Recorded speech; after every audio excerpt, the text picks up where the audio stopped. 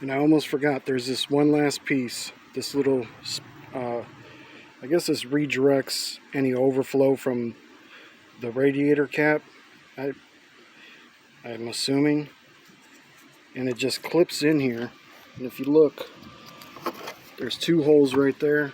And if you look at this piece, these clips here and clips here. When you're pulling it out, you just go on the opposite side of it and squeeze, maybe with the, I used a flathead and just pushed on one side and pulled it out, and then pushed on one side of the other clip and pulled it out the opposite side. But you could probably get some maybe needle nose or something in there. This should just pop back in. I might be able to do it while I'm videoing. Yeah, I'm going to use two hands to make sure I get these clips in there right, because it's plastic, it's fragile, it's been hot, heated and cooled, and it makes the plastic more fragile and it might break, and I don't want it to just be hanging there.